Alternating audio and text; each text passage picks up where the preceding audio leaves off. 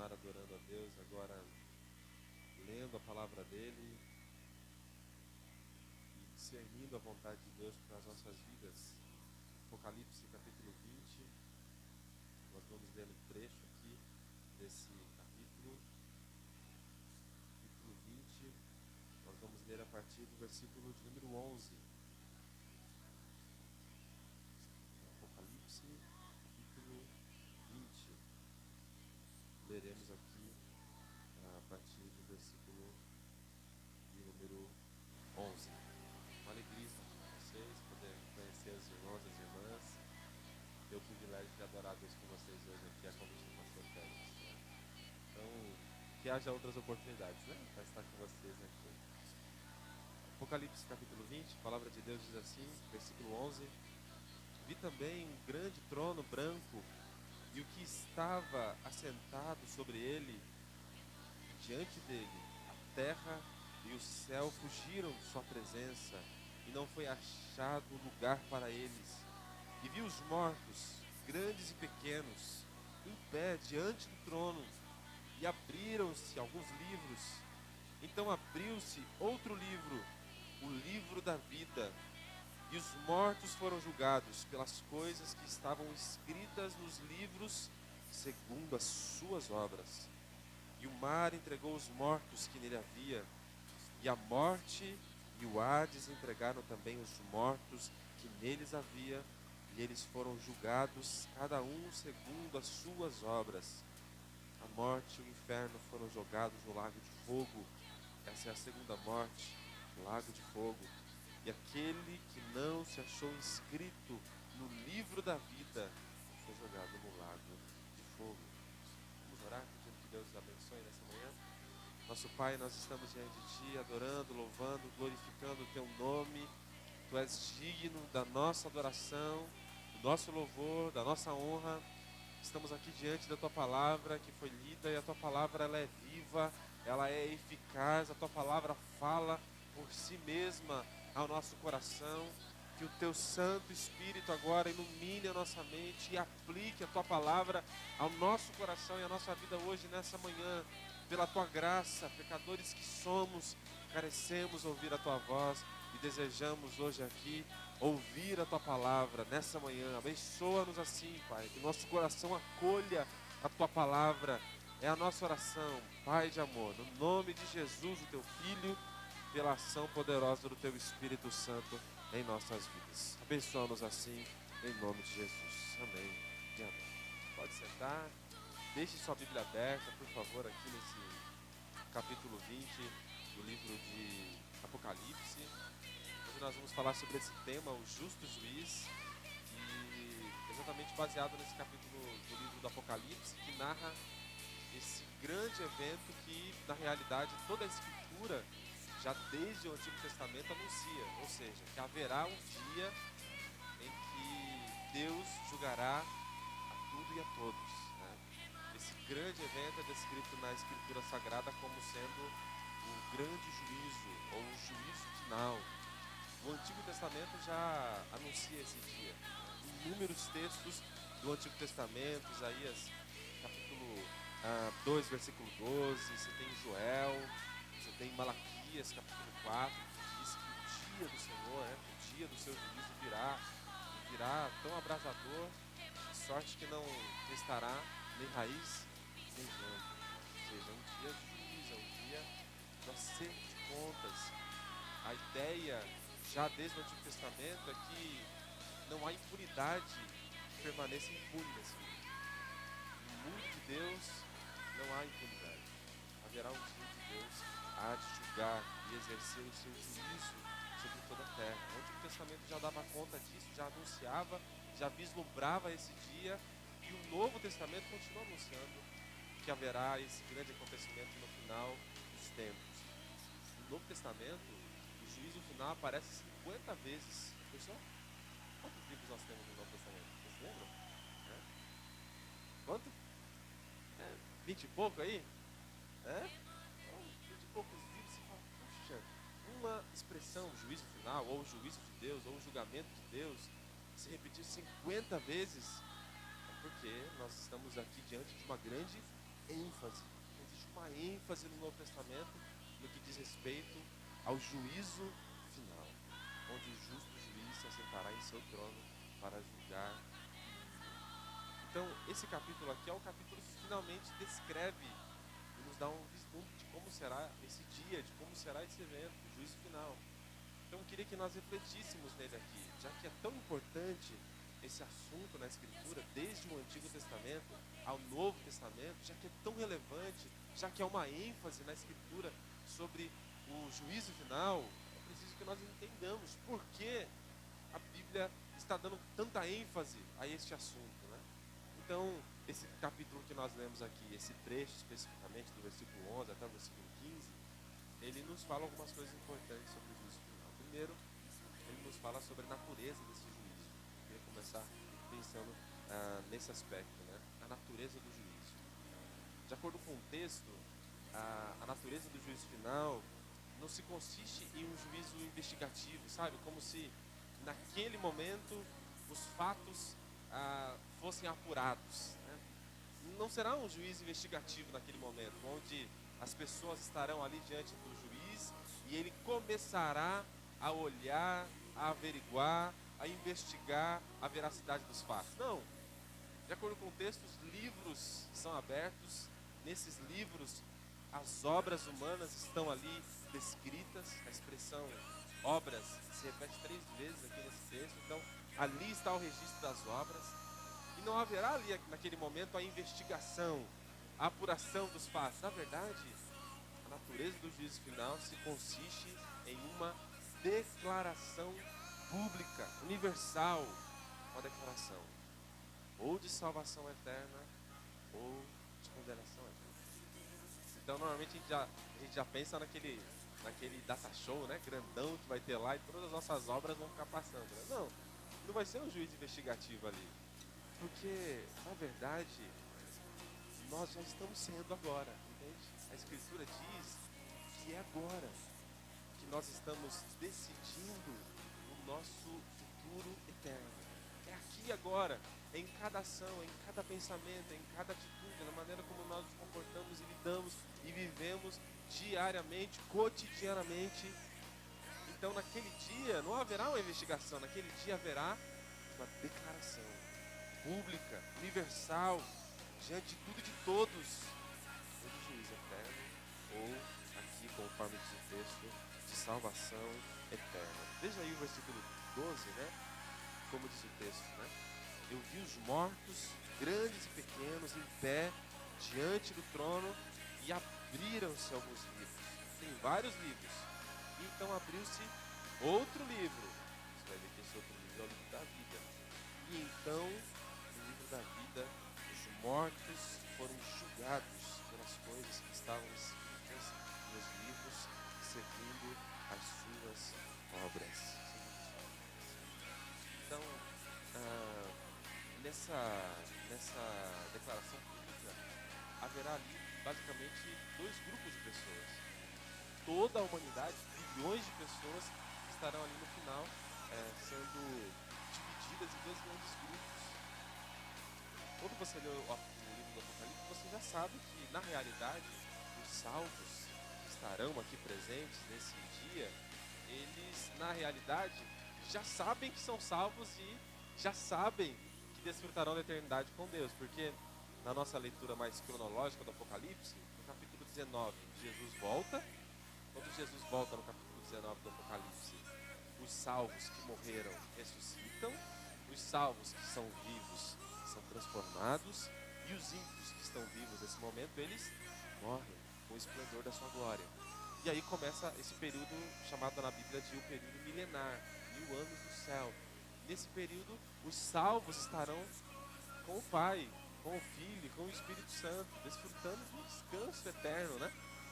Já desfrutando do milênio, né? Um período sabático. Na verdade, o Apocalipse capítulo 19 descreve esse milênio como a festa do Cordeiro, a celebração, porque eles foram perseguidos aqui nesse mundo, mas venceram pelo sangue do Cordeiro, né? E estarão com ele, reinarão com ele durante 1000 anos, diz a Bíblia.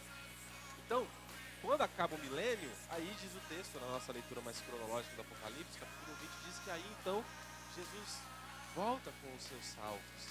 E aí então se dará o juízo. Então, na verdade, os salvos já sabem que estão salvos, né? Por isso que esse juízo não é um juízo investigativo, é um juízo apenas proclamatório, né? É a declaração pública, agora, diante dos não salvos, dizendo, olha, eles foram salvos pela graça do Senhor Jesus, eles aceitaram o sacrifício do Senhor Jesus, eles andaram com Deus, eles viveram com Deus, eles amaram a Deus, e agora está sendo publicado aqui, declarado publicamente a vitória deles, porque confiaram na graça e na misericórdia de Deus. Então, os salvos estarão aqui nesse juízo, mas estarão nesse juízo como espectadores e não como julgados. Nós estaremos no dia do juízo, diz a Bíblia que todos estarão lá, todos os seres humanos estarão no dia do juízo, mas dois grupos, um grupo é o salvo e os salvos estarão lá apenas como espectadores, porque aqueles que já receberam Jesus passaram da morte para a vida e agora não serão mais julgados, diz a Escritura. Aliás, diz a Bíblia que não somente como espectadores nós estaremos, mas é possível que nós estaremos aqui como coparticipantes, porque Jesus disse um dia para os seus discípulos, vocês não sabem que um dia vocês julgarão, assentar-se-ão em tronos e julgarão como o Pai. O apóstolo Paulo disse que nós, capítulo 6, 1 Coríntios, que inclusive nós julgaríamos os anjos que se rebelaram contra Deus. Então no dia do juízo, nós estaremos nesse dia, diante do justo juiz, diante do seu tribunal, mas nós estaremos lá como espectadores, porque nós já saímos do julgamento, nós já fomos salvos, justificados pela fé em Cristo Jesus, nós já fomos declarados justos diante de Deus. Então não somente como espectadores, mas como coparticipantes do juízo, nós estaremos lá ao lado de Jesus, sabe por quê? Porque aquele que é o juiz, diz 1 João capítulo 8, 1, versículo 8, né? É também o nosso advogado, né? É aquele que está do nosso lado. João diz isso, né? 1 João capítulo 11 diz, olha, filhos, eu digo isso para que vocês não pequem, mas se vocês pecarem, peçam perdão, se arrependam, porque nós temos um advogado junto ao Pai que intercede por nós. Ele é Jesus Cristo, o nosso Senhor e o nosso Salvador. Então o juiz é o nosso advogado. Que coisa gloriosa, né? Então, qual é a natureza desse juízo? É uma declaração pública, primeiro, de salvação, para aqueles que foram justificados pela graça de Jesus. Para aqueles que têm no juiz o seu advogado, aquele que o defende, aquele que com o seu sangue comprou e redimiu as nossas vidas, nos purificou dos nossos pecados. Então naquele dia nós olharemos para o juiz, mas ele será o nosso advogado. Então nós não seremos julgados. Mas não somente estará o grupo dos salvos, diz a Escritura que aqui, diante dessa declaração pública, o justo juiz, também haverá um outro grupo, diz a Escritura aqui, que são os ímpios. Por isso que o versículo 12 diz, eu vi os mortos, porque quem estará morto nessa ocasião? Os salvos, os que já morreram em Cristo, ressuscitarão por ocasião da volta dele, os salvos vivos serão transformados por ocasião da vida dele, e os ímpios que estiverem vivos naquele momento, diz a Escritura que com o esplendor da glória de Cristo, eles morrerão. Então quem estará morto nesse momento para ser ressuscitado? Os ímpios. A Bíblia fala de duas ressurreições. A primeira ressurreição é a ressurreição dos justos. E diz que aquele que participa da primeira ressurreição, e bem-aventurados são estes, porque não experimentarão a segunda morte. Então a primeira ressurreição é dos salvos, que ocorre por ocasião da volta de Jesus, mas a segunda ressurreição é a ressurreição dos ímpios. E eles ressuscitam nesse momento, diante do trono, para serem julgados e experimentarem a segunda morte, diz a Escritura. Então, qual é o outro grupo que nós temos aqui, diante dessa declaração pública de salvação ou de juízo, que o justo juiz fará? Temos o grupo dos ímpios, aqueles que conscientemente se rebelaram contra Deus. O Apocalipse vai descrever que nessa ocasião estará também Satanás, seus anjos, estará a besta e o falso profeta, né? A besta é o anticristo, lá descrito em Apocalipse capítulo 13, e o falso profeta é o engano religioso que se manifestará na figura de um homem que enganará muitos. É o falso profeta também descrito ali em Apocalipse capítulo 13. Então, ali naquele momento, os ímpios, com Satanás, seus anjos, o anticristo e o falso profeta, todos eles estarão diante do juiz para receberem o juízo e a declaração de julgamento de Deus que ele fará naquele momento ali. Apocalipse capítulo 21, versículo 8 diz: quem estará ali também, não é? Os incrédulos, os covardes, os abomináveis, os homicidas, os fornicários, os feiticeiros, os idólatras e os mentirosos.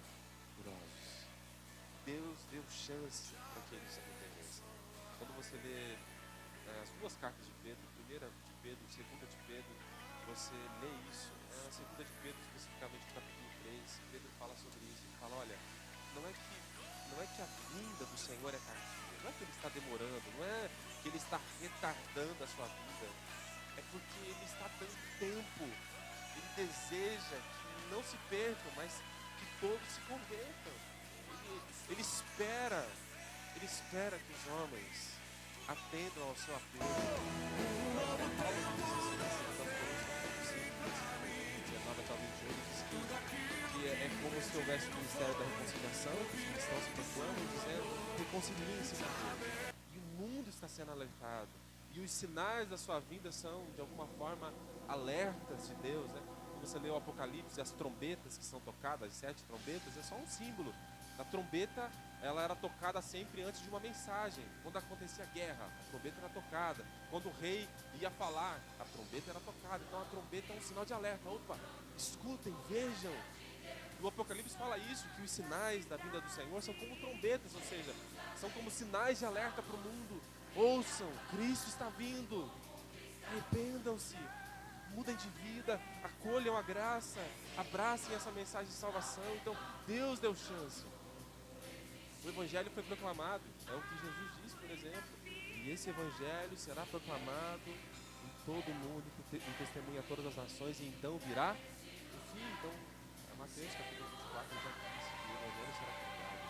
O apelo de Deus ao mundo terá sido realizado quando o juízo ocorrer. Ou seja, não é um juízo injusto, não é um juízo injusto. A mensagem foi anunciada, o Evangelho foi proclamado em testemunho a todas as nações. O mundo ouviu do Evangelho do Senhor Jesus e alguns rejeitaram de modo veemente a sua mensagem, a sua graça, o seu sacrifício, e agora eles estarão diante do juiz. Então, dois grupos estarão diante da declaração aqui do Senhor, do justo juiz nesse dia: os salvos e os não salvos. Aqueles que foram justificados pela graça, e por isso que eles são chamados de justos, não é porque eles são muito bons, mas é porque eles foram justificados. E em segundo lugar aqui estará também os injustos. Então diz o texto aqui, né? Versículo 13: o mar entregou os seus mortos, aqueles, né, que nele havia, e a morte, o Hades, sepultura, entregaram também os seus mortos, e eles foram julgados. Essas pessoas aqui, elas rejeitaram a Deus, viveram sem Deus. E diz o texto que, talvez imagine essas pessoas, né? Diz aqui o texto que aqueles que morreram no mar, quer dizer, as pessoas que viveram conscientemente e deliberadamente rejeitaram a Deus, e elas poderiam ter pensado assim: a pior coisa que poderia ter me acontecido foi essa morte, uma morte trágica, por exemplo. Mas não, porque agora os mortos entregam, o mar entrega aqueles que morreram lá, a sepultura abre ali os seus sepulcros para que os homens voltem. Imagine agora estes que conscientemente rejeitaram, e eles verão que era verdade. Eles estarão diante de Jesus como o juiz. Tinha aquele filósofo cristão lá do século XVII, né, Blaise Pascal, que ele falava sobre a aposta, né? Ele falava sobre que é como se nós estivéssemos diante de uma aposta, né? Os crentes e os não crentes, né? Ele falava isso sempre para as pessoas não cristãs, né? Ele dizia assim: olha, imagine que seja uma aposta. Se eu creio no Senhor, e de repente ele não existe, Deus não existe. Eu creio em Deus, mas Deus não existe. Então, se eu creio em Deus e Deus não existe, eu não perco nada, né? Porque eu vivi aqui e morri, pronto.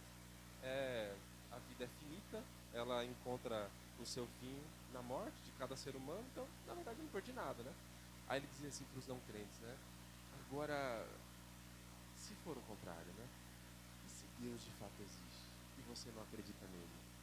Aí você perde toda a eternidade. Aí ele diz assim, se for uma aposta, você está jogando mais alto, está apostando mais alto do que eu.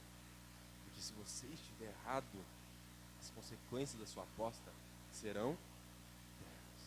Então ele sempre falava isso. Ele falava assim, e aí eu me lembro disso aqui porque é isso que Deus está dizendo. Naquele dia eles vão dizer, eu apostei errado, eu apostei errado. Ele existe mesmo. E ele é o Senhor de tudo e de todos. E ele julgará o mundo agora. E diante dele toda língua confessa que ele é Senhor. Diante dele todo joelho se dobra. E eu apostei errado. Eu apostei errado a minha existência. Eu apostei errado a minha vida. Eu vivi uma vida apostando naquilo que é errado. Tá? E eles estarão ali agora diante do juiz. E já não haverá mais uma segunda chance, diz a Escritura. Porque é a declaração, é o bater do martelo.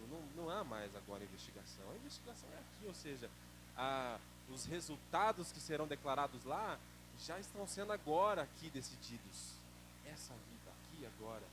E o que nós fazemos aqui agora tem um valor eterno, que diz a Escritura Sagrada. Então, primeiro, qual é a natureza desse juízo, melhor dizendo? É uma declaração pública de salvação ou de condenação, né? Para dois grupos que estarão ali diante do nosso Senhor. Diz o texto também aqui, quem é o juiz que estará sentado, né? Versículo 11 diz, vi também um grande trono branco e o que estava assentado sobre ele. Então, perceba que não há aqui uma descrição, queria falar sobre o juiz, não há uma descrição clara sobre quem estará no trono, não é? Diz aquele que estava no trono, diante de quem os céus fugiram e a terra também. Mas nós temos algumas indicações de quem estará aqui nesse trono. O Apocalipse já descreve isso. Quando você lê o livro do Apocalipse, no capítulo 4, é quando João recebe o chamado, né?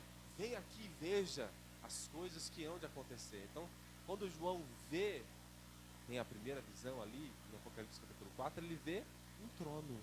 E aquele que estava assentado ali diante dele, naquele trono. E nós sabemos que ali a figura é a figura do Pai, Criador de todas as coisas. Mas no capítulo 5, o capítulo que vem em sequência, aparece uma outra figura. Não somente o Pai está ali no trono. Diz que de repente aparece uma outra figura para João. E ele é um cordeiro como que estando morto. E diz o texto então que ele pega o livro com seus 7 selos, o livro da história humana, para dizer que agora está sobre as mãos dele o poder da história dos homens. E aquele cordeiro que estava ali como morto, estava como morto porque ele não está morto, ele está vivo porque ele ressuscitou ao terceiro dia. Ele é Jesus, ele é o Cordeiro de Deus que tira o pecado do mundo, de acordo com João capítulo 2. E Jesus está ali, ele pega o livro da história humana e ele também se assenta no trono. E ele começa a dividir o trono com o Pai. Então quem é que está no trono? O Pai e o Filho. O Pai e o Filho. E o Espírito? O Espírito está com a noiva, o Espírito está com a igreja, o Espírito Santo está com o povo redimido, salvo por Jesus. E também naquele dia estará lá. Então, nós estamos diante aqui do Deus triuno que se sentará ao trono. Eles compartilham o trono, né? Mas parece que entre o Pai, o Filho e o Espírito Santo há uma figura que se destaca nesse dia como juiz, que será Jesus.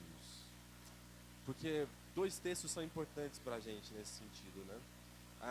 Diz, por exemplo, João capítulo 5, versículo 22, diz: Deus a ninguém julga, mas deu ao Filho todo o juízo. Todo o juízo. Diz Atos 10, 42, que Jesus Cristo foi constituído por Deus juiz de vivos e de mortos.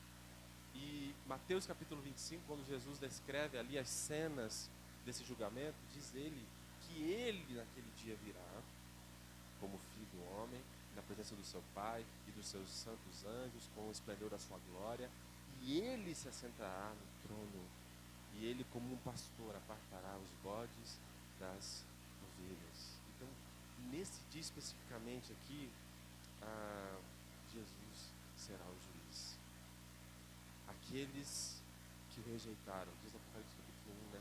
aqueles, inclusive, que o transpassaram, o verão naquele dia como juiz. Então, quem é o juiz assentado nesse trono aqui? O Cristo, o Filho de Deus, que morreu, mas ressuscitou ao terceiro dia, subiu aos céus, de onde virá também para julgar vivos e mortos. Vivos e mortos. Então, agora, esse Jesus não é mais aquele humilde carpinteiro. Esse Jesus agora não é mais aquele homem, conforme já havia descrito o profeta Isaías, no capítulo 53, não é mais aquele homem com semblante de dor. Não é mais aquele diante de quem nós virávamos os rostos, né? Que era maltratado, ferido. Não é mais aquele Jesus humilde. Não é mais aquele Jesus que foi cuspido. Não é mais aquele Jesus que foi visto ensanguentado pelas ruas de Jerusalém, carregando sua própria cruz até o Calvário. Não é mais aquele Jesus que foi visto pendurado entre o céu e a terra no madeiro. Não é aquele homem simples que morreu ali da maneira mais vergonhosa, a Bíblia diz ignomínia, né? Morreu debaixo da maldição para carregar a nossa maldição, morreu a nossa morte para carregar a nossa morte, sofreu as nossas dores para que não pudéssemos e não precisássemos mais sofrer. Não é mais aquele Jesus como foi visto aqui, agora é o Cristo glorificado, Senhor do céu e da terra. Diz Apocalipse capítulo 19, porque os reinos passaram a ser do nosso Senhor e do nosso Salvador Jesus Cristo, e Ele reinará para todo sempre. Aquele hino que a gente canta, né? Exatamente nesse sentido. E os reinos do mundo agora passam a ser governados por Ele. Jesus, é Ele que estará lá sentado naquele trono. Ele será o juiz de homens e de mulheres, de todos. Então a grande surpresa daqueles que o rejeitaram, a grande surpresa daqueles que o viram aqui e que agora o verão glorificado, assentado no grande trono para julgar a todos. Então, qual será a natureza desse juízo? Será uma declaração pública. Quem será o juiz? Será Jesus Cristo. E em terceiro lugar, terceiro e último lugar que eu queria compartilhar aqui, esse texto nos mostra não somente a natureza do juízo, não somente o juiz que estará presente no juízo, mas esse texto também nos mostra a base do juízo. Em que esse juízo ele é baseado? Essa declaração que o juiz emite naquele momento é baseada em quê? Diz aqui a Escritura, não é? Versículo 13, nós já lemos, mas se repete a expressão, olha. Então o mar entregou os mortos, que nele havia morte e o Hades também, e eles foram julgados, cada um segundo as suas obras. Segundo as suas obras. Aqui nós estamos vendo a importância das obras. Será a base para o juízo, em primeiro lugar. Aí você diz, mas nós não somos salvos pelas obras. É verdade. Mas aqui não está falando da salvação, aqui está falando da condenação. Então, nós não somos salvos pelas nossas obras, é verdade. A obra que nos salva é a obra de Cristo Jesus. Mas as obras têm importância, porque aquele que foi justificado pela fé em Cristo Jesus, agora também tem boas obras, né? Efésios capítulo 2, versículo 8 a 10, é o texto que fala que nós somos salvos pela graça. Diz lá que nós somos salvos pela graça, e isso não vem de nós, é dom de Deus, não vem pelas obras para que ninguém se glorie. Aí diz o versículo 10, mas nós somos feitura de Deus, criados em Cristo Jesus para as boas obras. Então mesmo o texto que diz que nós somos salvos pela graça e não pelas obras, diz que uma vez salvos pela graça e não pelas obras, agora nós vivemos para as boas obras. Então a grande questão é que nós não somos salvos pelas boas obras, nós somos salvos para viver agora as boas obras e da maneira que agrada a Deus. Então agora, essas obras que não nos salvam, mas que agora temos pela graça de Jesus, porque fomos salvos por Ele e capacitados pelo Espírito para viver do modo que lhe agrada, essas obras que não nos salvam são as obras que faltam na vida deles, daqueles que rejeitaram a Cristo.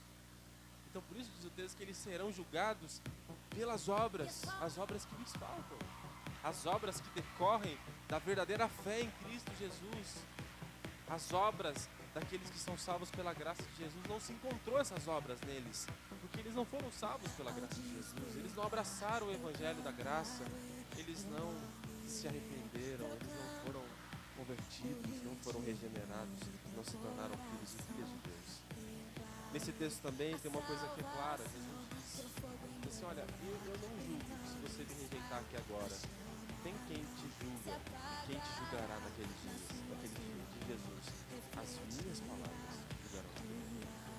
Então o juiz é Jesus e a palavra de Jesus é que será a base das obras e o veredito do juízo. A palavra do Senhor Jesus naquele dia. Eu acho interessante que a Escritura diz sobre as obras aqui é muito mais do que isso. Tem 3 textos que são importantes assim, que falam sobre o juízo. Nós temos, por exemplo, o texto de Mateus capítulo 12. O próprio Jesus, o juiz, diz que naquele dia nós seremos julgados por todas as palavras vãs ou ociosas que nós falamos. Né? A palavra ali vã é no sentido de que é algo que não tem proveito nenhum, é vã. Não tem propósito, não edifica, não abençoa ninguém. Diz Jesus, Mateus capítulo 12, que toda palavra que um dia saiu da nossa boca será trazida à luz.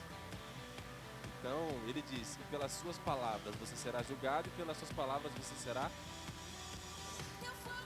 Então, puxa, aquele dia é só o resultado, que é só a declaração pública. Mas o que está sendo decidido naquele dia é o que nós fazemos aqui agora. Jesus fala até daquilo que nós falamos. Eu acho que nesse período de eleição a gente está acumulando bastante palavras vãs lá, né? No livro. Eu acho que o livro já virou algumas páginas nesse período aí de eleição, né? Então a gente tem falado muita coisa vã, né? Muitas coisas que não servem para absolutamente nada. Eu acho que a gente tem enchido algumas páginas desse livro ali, né? Agora Jesus também diz, capítulo 25, diz que ele virá naquele dia, será como o pastor que aparta ovelhas dos bodes e ele vai julgar pelas suas obras ali naquele momento. Diz ele assim, olha, eu tive fome, vocês me deram de comer, está falando dos salvos, eu tive sede, vocês me deram de beber, eu estava preso e vocês me visitaram, eu estava com frio e vocês me vestiram, eu era estrangeiro e vocês me acolheram, eu estava preso e vocês foram me ver, eu estava doente e vocês me visitaram. E os salvos dirão a Jesus, Senhor, quando foi que te vimos assim, com fome, com sede, doente, preso, aflito? E Jesus diz, todas as vezes que vocês fizeram a um desses pequeninos aqui, a mim vocês fizeram. Como aqui está falando de como nós vivemos aqui agora, que será trazido à luz naquele dia. A base do juízo do Senhor estará na sua palavra e nas obras em conformidade com a sua palavra, é claro. E aqueles que foram salvos pela graça de Jesus viverão aqui, ainda que em fraqueza, tropeçando e falhando em muitas coisas, mas viverão de um modo que glorifica a Deus aqui. E farão essas obras uns para com os outros. Jesus também condenará os outros que não fizeram. E disse, olha, apartai-vos de mim, malditos, que fogo eterno, preparado para o diabo e seus anjos, porque tive fome, vocês não me deram de comer, tive sede, vocês não me deram de beber, eu estava preso, vocês não me visitaram, eu estava doente, vocês não foram me ver. E os condenados dirão, onde foi que te vimos assim? E ele diz, todas as vezes que vocês deixaram de fazer isso a um dos meus mais pequeninos irmãos, a mim vocês deixaram de fazer. Então a maneira como nós vivemos aqui agora. Eu li essa semana um experimento social que o Washington Post fez, aquele jornal de Washington. Eu achei muito interessante, né? Eles fizeram um experimento social, convidaram o Joshua Bell, que é um grande violinista. Tava até lembrando dele aqui enquanto eu ouvia aqui a canção entoada pelo violino. E aí esse experimento foi o seguinte, chamaram esse grande violinista que enche, né, estádios e também teatros nos Estados Unidos, e ele se vestiu de uma maneira não chamativa, colocou um boné, levou o seu violino que custava 3 milhões, né? E aí parou na frente do metrô e tocou algumas músicas clássicas, né? E outras músicas. E o pessoal estava gravando, ninguém estava sabendo. Milhares de pessoas passaram diante dele. Você precisa pagar $300 para poder ouvir aquele homem tocar. Mas naquele dia milhares de pessoas passaram diante dele e não sabiam quem era o Joshua Bell. Das milhares de pessoas, 7 pessoas pararam por volta de 60 segundos mais ou menos, e dá alguns trocados ali para ele, né? E só uma pessoa reconheceu aquele filho. Por que eu estou dizendo isso? Porque é mais ou menos isso, né? Ele está falando assim, naquele dia eu estarei lá como juiz, mas no dia a dia eu estou entre vós. Vocês não têm ideia. Então, aquilo que vocês falam, aquilo que vocês fazem, é possível que vocês estejam falando para mim, fazendo para mim. Só que vocês não me reconheceram. É como aquele violinista. Era eu que estava tocando violino. Só que vocês não me reconheceram na correria do dia a dia. Né? E a gente deixou de ajudar alguém, servir alguém, abençoar alguém, dizer uma palavra que abençoa aquela pessoa. E era Jesus ali. E era Jesus que estava ali. E é Jesus que está aqui. E é Jesus que está na sua vida quando eu faço para você. E é Jesus que está na sua vida quando eu sirvo a você. E é Jesus que está na sua vida quando eu falo para você. E diz o texto que tudo isso será trazido à luz naquele dia. A base do juízo. E Jesus vai poder dizer assim, olha, eu digo com propriedade, eu estava lá. Eu vi, eu ouvi. Porque eis que estou convosco todos os dias até a consumação dos séculos. Jesus diz, Mateus capítulo 28. Ele caminha conosco, Ele está conosco. E o que Ele veio e vê e ouve aqui agora serão a base do seu juízo no grande e glorioso dia. Jesus está tocando violino, né? Às vezes nós não estamos nem percebendo no nosso dia a dia. Então isso mostra pra gente, e eu concluo com isso, né? Isso mostra pra gente a importância de como nós vivemos aqui agora, porque o nosso destino eterno é decidido aqui agora. Então a metáfora aqui, a linguagem simbólica do fogo, né? Os que são condenados são jogados no lago de fogo, né? Uma linguagem simbólica, né? Nós acreditamos que haverá uma tortura eterna. O fogo é símbolo de algo que se consome. Então haverá aniquilação. A Escritura sempre disse que aqueles que rejeitaram a Deus deixarão de existir. Os maus não mais existirão. Eles não serão torturados pela eternidade. Eles deixarão de existir. Como se o juiz estivesse dizendo assim, com base no seu juízo, dizendo assim, olha, vocês me rejeitaram, vocês não queriam viver comigo, vocês não queriam andar comigo, vocês não queriam amar a mim, e eu respeito a liberdade de vocês, ok, só que eu sou eterno, e vocês não, e para que vocês existam, eu sou necessário, né, porque a Bíblia diz que em Deus nós vivemos, nos movemos e existimos, não tem como viver sem Ele. Você está dizendo assim, olha, se você não quer viver sem mim, eu sou eterno, a única maneira que existe é se você deixar de existir. Não isso acontecerá. Vocês não quiseram andar comigo, viver comigo. Eu os respeito. Vocês não mais existirão. Não haverá tortura. Não mais existirão. E os salvos que desejaram ver a Cristo, andar com Cristo e amaram a Cristo de Jesus, mas vocês viverão comigo para sempre, para todo sempre. Existirão comigo, reinarão comigo. Eu concluo exatamente nesse sentido porque diz o texto que tem vários livros contendo as obras, mas tem um livro que se difere de todos ali. Que livro é esse? É o livro da vida. Quem tem o nome escrito no livro da vida não é pelas suas obras, mas foi pela graça de Deus, pela graça de Jesus. Então, o juízo, a natureza dele será uma declaração pública. O juiz será Jesus Cristo. A base do seu juízo será a sua palavra e as obras de conformidade com a sua palavra, daqueles que foram salvos pela graça de Jesus e daqueles que rejeitaram a Jesus. E a grande questão é como nós estamos vivendo aqui agora para chegarmos naquele grande e glorioso dia, diante do nosso justo e soberano juiz. Eu tenho uma certeza que naquele dia nós estaremos lá apenas como espectadores, porque nós já passamos da morte da vida. Nós não somos mais julgados, nós já fomos justificados pela graça do Senhor Jesus. Depois, se quiserem, ouça uma canção do Stanley Marshall, chamada O Sonho. E ele fez uma canção baseada em um sonho que ele teve, que ele sonhou e viu um dia o céu, né? E ele chegou diante do céu e pediu para entrar, um sonho, e ele fez a música. Aí os anjos disseram, olha, eu vou olhar nos registros aqui, ver se aqui é seu lugar. E aí ele olhou, os anjos olharam e falaram assim, olha, você fez muitas coisas boas de fato aqui, mas você já fez muita coisa ruim também, você tropeçou muito, e aqui só entra quem é justo mesmo. E aí o Stanley Tarsis, que no sonho dele diz assim, mas olha no final do livro aí, depois de escritas as obras, né? O que tem no final? E aí o anjo lia e dava um sorriso de canto da boca assim e dizia, é verdade, o rei declarou perdoado. E ao som daquela palavra, as portas se abriam e ele começava a entoar um cântico que ele nunca havia cantado. E aí ele dizia, ficou comigo apenas uma palavra quando eu acordei.